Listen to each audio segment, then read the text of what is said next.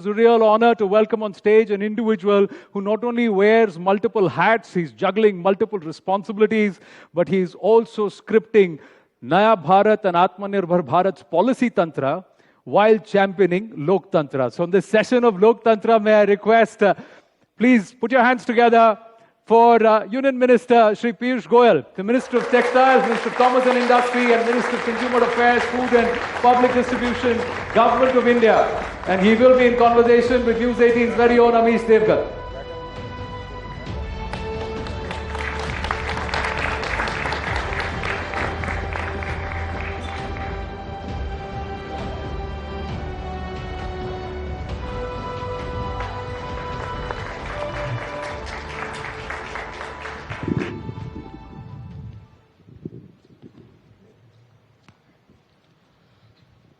Thank you so much Anand, thank you so much. देश में सबसे ज्यादा इस समय अगर बात हो रही है तो वो लोकतंत्र की हो रही है, लेकिन आज राइजिंग इंडिया के इस पहले सेशन में हम लोकतंत्र की भी बात करेंगे, हम अर्थतंत्र की भी बात करेंगे। लेकिन पीयूष जी, पहला सवाल, क्योंकि आज की हमारी थीम है रियल हीरोज, तो मेरा पहला आपसे मूल सवाल यही होगा कि आपकी राय में और आपके अनुसार आपका रियल हीरो कौन है?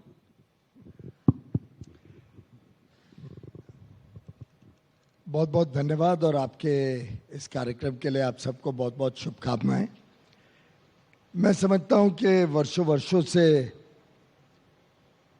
इस देश में हीरो वर्शिप कुछ ज़्यादा ही हो गई है, और कोई भी व्यक्ति अगर एक ही व्यक्ति अथवा उसकी विचारधारा को ही हीरो माने तो शायद जस्टिस नहीं होगी। आपने भी क्या कार्यक्रम रखा है, रिकग्नाइजिंग रियल हीरोज। तो जिंदगी में कई रोल मॉडल्स, कई हीरोज हम सबकी जिंदगी में आते हैं। आज मुझे सौभाग्य मिला है माननीय प्रधानमंत्री नरेंद्र मोदी जी के साथ काम करने का। वास्तव में हर दिन कुछ नया सीखने को मिलता है, एक नया पहलू उनके व्यक्तित्व का, उनके संवेदनशील चरित्र का, उनके देश के प्रति जो प्रतिबद्धता है कि इस देश को आगे लेके जाना है, वो बहुत प्रेरणा देती है। It's a remarkable experience, both learning and inspirational in terms of looking up to him as a hero.